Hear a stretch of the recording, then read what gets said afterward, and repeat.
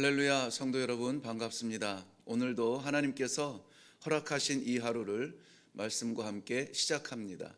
말씀 대하기 전에 우리 잠깐 먼저 기도하겠습니다. 살아계신 하나님 아버지, 은혜를 감사합니다. 의식 없는 죽음 같은 깊은 잠에서 저희를 붙잡아 주시고 인도하여 주시며 이 아침에 다시 깨우쳐 주셔서 이 거룩한 날을 살 수 있도록 은혜를 베풀어 주시니 감사합니다. 오늘 허락하신 모든 시간과 공간, 모든 환경 속에서 아버지 하나님께서 기뻐하시는 귀한 성도의 삶을 살아드릴 수 있도록 우리들의 연약함을 강건하게 하시고 우리들의 넘치는 것을 겸손하게 하여 주시어서 하나님과 영적인 교감이 있는 귀한 성도들의 하루가 되도록 축복하여 주시옵소서. 이 아침에 마음문 열고 하나님의 말씀을 받습니다. 어디에서 말씀을 받든지 하나님께서 열린 마음에 말씀을 새겨 주시옵시고 말씀과 동행하는 귀한 성도들 되도록 축복하여 주시옵소서. 감사드리오며 예수님 이름으로 기도하옵나이다. 아멘. 네, 우리 계속해서 살펴보는 하나님의 말씀은 예레미야서 제48장 말씀입니다. 오늘 본문이 굉장히 좀 47절까지 긴 본문인데요, 어디 하나 끊을 곳이 없습니다. 그래서 앞에 두 절과 뒤에 두 절, 1절과 2절, 그리고 건너뛰어서 46절과 47절 이렇게 우리 같이 읽도록 하겠습니다. 먼저 1절과 2절 말씀을 같이 읽습니다. 시작. 모압에 관한 것이라 만군의 여호와 이스라엘의 하나님께서 이와 같이 말씀하시되 오호라 느보여 그가 유린당하였도다. 기럇아임이 수치를 당하여 점령되었고 미스갑이 수치를 당하여 파괴되었으니 모압의 찬송소리가 없어졌도다. 헤스본에서 무리가 그를 해하려고 악을 도모하고 이르기를 와서 그를 끊어서 나라를 이루지 못하게 하자 하는도다. 만메시여 너도 조용하게 되리니 칼이 너를 뒤쫓아 가리라. 아멘. 46절 읽습니다. 시작. 모압이여 내게 화가 있도다. 그모스의 백성이 망하였도다. 내 아들들은 사로잡혀 갔고 내 딸들은 포로가 되었도다. 그러나 내가 마지막 날에 모압의 포로를 돌려보내리라. 여호와의 말씀이니라. 모압의 심판이 여기까지니라. 아멘. 아멘. 오늘 말씀 47절 끝에 기록된 대로 여호와의 말씀이니라 모압의 심판이 여기까지니라 하는 말씀 가운데 모압의 심판이라는 제목을 가지고 오늘 본문을 전체를 좀 살펴보려고 합니다. 모압이라는 그 이름은 아버지께로부터 왔다는 뜻입니다. 모압이라고 하는 사람이 아버지께로부터 왔다는 것이에요. 모압을 낳은 그 어미는 소돔성에 살던 롯의 큰딸입니다. 그런데 큰딸이 아들을 낳고 이 아들은 아버지께로부터 왔다 하여서 붙인 이름이 모압입니다. 우리가 이미 잘 알듯이 하나님께서 죄악에 빠진 이 소돔성을 멸망시키실 때에 의인 10명만 찾아도 구원받을 수 있었는데 그 안에 이 의인 10명을 찾지 못합니다. 그렇지만 아브라함을 생각하신 하나님께서 조카 롯을 그 죽음의 심판의 구렁텅이에서 건져주시는 은혜를 베풀어 주셨는데요, 롯의 아내는 이 소돔성을 탈출하다가 미련으로 뒤를 돌아다 보아서 소금 기둥이 되었다 하였죠. 그리고 남은 자는 롯과 두 딸이었습니다. 두 딸은 인간적인 생각에 이제 우리 대가 끊어졌으니 어떻게 하겠는가 걱정스러운 마음에 자기들의 생각을 모아서 결정을 합니다. 우리가 아버지를 술 취하게 하자. 그리고 너와 내가 들어가서 자손을 얻자. 그렇게 해서 큰딸이 들어가 아버지를 술 취하게 하고 낳은 아들이 모압입니다. 오늘 나오는 모압 족속의 조상이죠. 그리고 작은 딸도 아버지를 술 취하게 하고 들어가서 낳은 아들이 베남미입니다. 암몬 족속의 조상이 됩니다. 그들은 예루살렘 동쪽 사해바다 건너편에 자리를 잡습니다. 자리를 잡고 나서 한 번도 정복당하지 아니하고 거기에서 풍요로운 삶을 살게 되는데요. 오늘 말씀은 모압의 심판이라 그랬어요. 풍요롭게 살고 외침을 당한 적이 없는 이 모압이 하나님으로부터 심판을 당합니다. 오늘 1절부터 1절 내용을 보면 거기에 느보라는 이름이 나오죠. 느보는 유린당합니다. 기럇아임은 수치를 당하여 점령당합니다. 미스갑은 수치를 당하여 파괴를 당합니다. 그 이후로도 계속해서 지명, 절수를 더할수록 지명들이 나오는데요. 모두 다 이 모압을 대표하는 지명들이 다 멸망을 합니다. 다 쫓겨납니다. 다 칼날 아래 놓이게 됩니다. 모압은 철저하게 심판을 당합니다. 그런데 우리도 오늘 이 본문 말씀을 한번 읽어보면서 느끼겠지만은 47절이나 되는 그러한 장이 많지를 않아요. 긴 절을 통하여서 하나님께서 이 모압의 심판을 설명해 주고 싶어 하는 것이 있습니다. 저는 이 오늘 본문이 유난히 길어서 묵상을 하면서 이런 생각을 했습니다.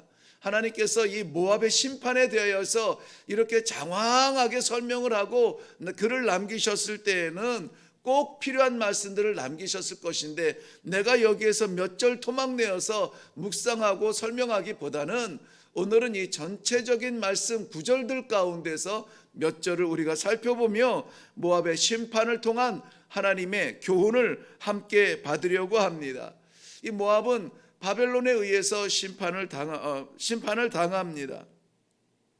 그런데 모압이 이제까지 누렸던 그 태평성대 가운데에 느닷없는 이 심판 앞에 하나님께서 그 모압 백성들을 때리시는 이유가 있을 거란 말이죠.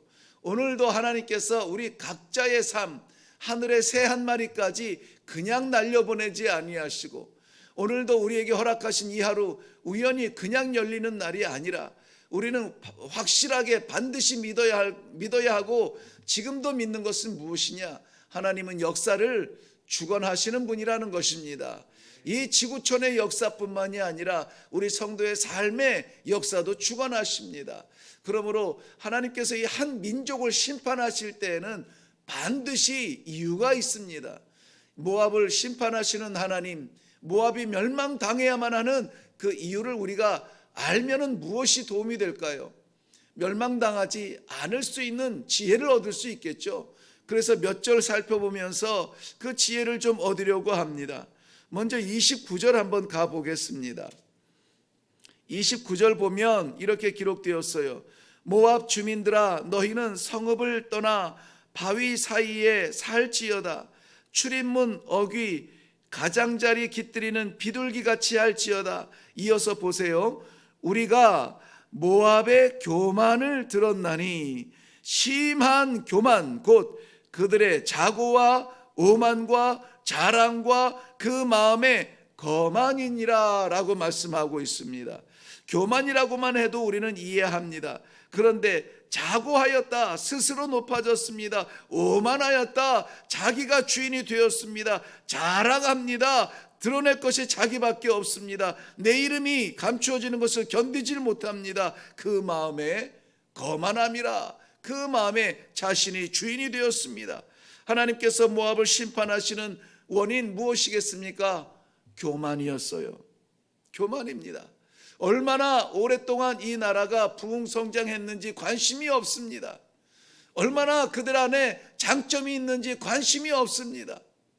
얼마나 많은 백성이 사는지 관심이 없습니다. 하나님의 관심은 저들의 마음의 교만이 겸손으로 변하기를 기다리나 그들은 겸손해지지 않습니다. 저들의 풍요로움과 저들의 강성함과 그 모든 것들은 저희들을 교만하게 만들었습니다. 사랑하는 성도 여러분, 교만은 패망의 선봉이라 말씀하셨습니다. 우리는 교만해서는 안 됩니다. 무엇이라도 하나님보다 높아져서는 안 되고 하나님의 결정보다 앞서서는 안 됩니다. 그리하여서 우리가 할 수 있는 것은 무엇입니까? 하나님 말씀하옵소서. 무엇을 원하십니까? 하나님의 뜻을 구하는 것, 바로 기도의 시간입니다. 기도는 성도를 굴복시키는 시간이 아니라 하나님의 뜻을 이루기 위하여서 하나님의 뜻을 받는 놀라운 선물의 시간입니다. 기도하지 아니하고 성도의 행복을 누릴 수가 없습니다. 기도하지 아니하고 하나님의 뜻을 찾을 수가 없어요. 모압의 안타까운 멸망, 교만이었다. 분명히 우리는 기억할 수 있기를 바랍니다. 26절 한 번 더 보겠습니다. 26절 보면 모압으로 취하게 할지어다. 이는 그가 여호와에 대하여 교만함이라. 그가 그 토한 것에서 뒹굴므로 조롱거리가 되리라. 이 하반절은 읽기도 거북한 그러한 상황인데요. 토한 자리에서 뒹군다는 그러한 수치를 당하는데 왜 그렇습니까? 교만이었습니다. 교만이에요. 42절 건너가서 봅니다. 모압이 여호와를 거슬러 자만하였으므로 멸망하고 다시 나라를 이루지 못하리로다 그랬습니다.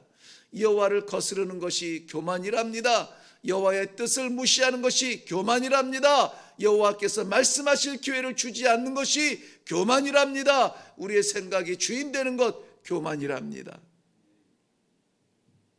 고난 없이 성공 가도를 달렸던 이 모압, 풍성하고 윤택한 삶을 살았던 모압, 그러나 그 풍성함이 하나님을 잊었습니다. 하나님을 기억할 필요가 없습니다. 그 풍성함이, 자랑함이 하나님의 말씀을 따를 필요가 없습니다. 재물을 탐하고 성곽이 높아지니 스스로 자만하였습니다. 우리 된 것은 우리가 된 것이 아니라 이것이 하나님의 선물이요 기회라는 것, 우리의 신앙입니다. 이 신앙 안에 있기를 바랍니다. 두 번째 심판의 원인이 무엇이냐? 13절 말씀 봅니다. 이스라엘 집이 베델을 의뢰함으로 수치를 당한 것 같이 모압이 그못으로 말미암아 수치를 당하리로다. 한 절 더 볼까요? 35절 봅니다. 35절 보면 여호와의 말씀이라 모압 산당에서 제사하며 그 신들에게 분향하는 자를 내가 끊어버리리라.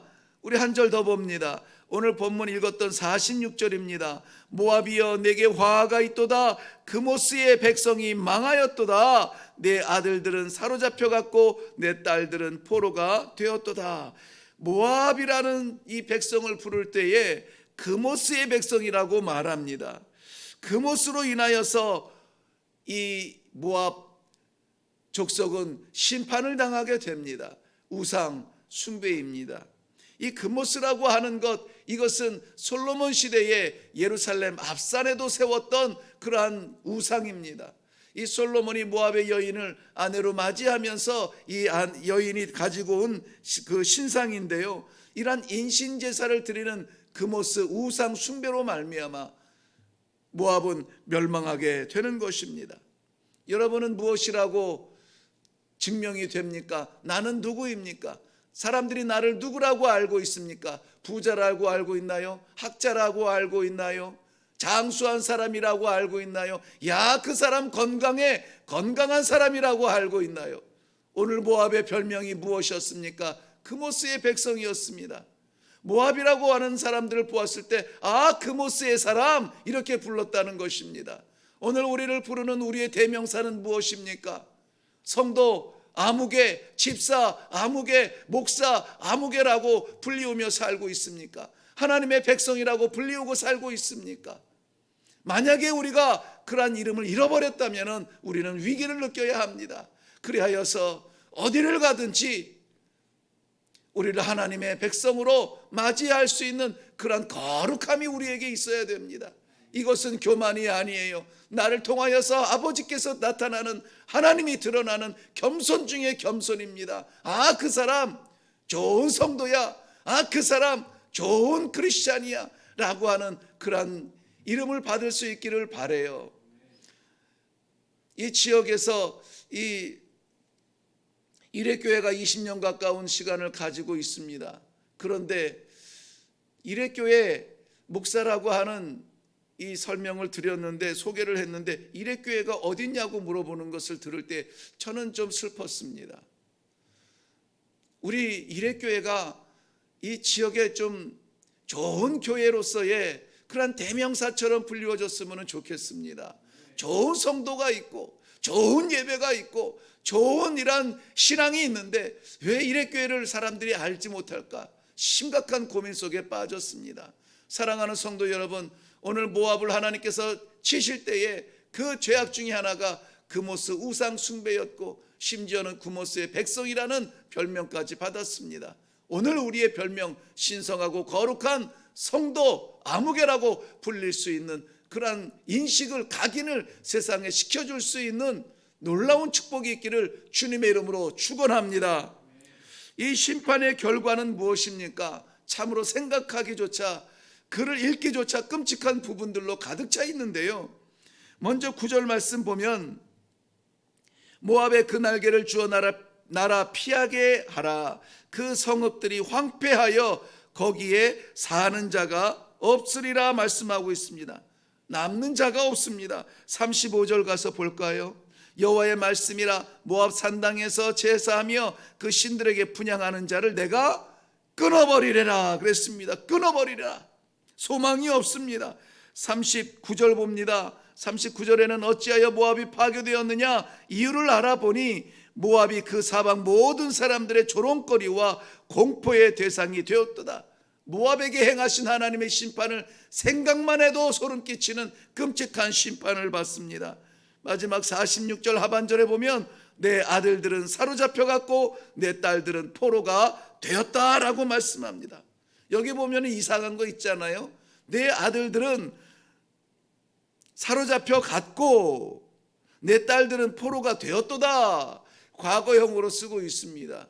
그런데 아직 모압은 유다가 망한 이후에 5년 정도 지나서 멸망을 하게 되는데요, 앞으로 있어질 일인데 과거형으로 쓰고 있다는 것입니다.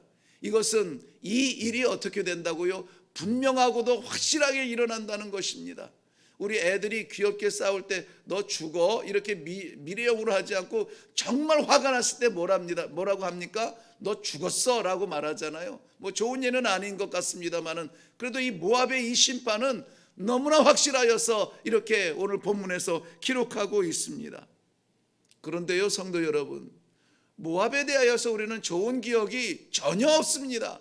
출생부터 그 자손들이 이 이스라엘 백성들을 괴롭히는 것부터, 이 바벨론의 앞잡이가 되어서 이 이스라엘을 예루살렘을 괴롭히는 것부터 좋은 기억이 없어요.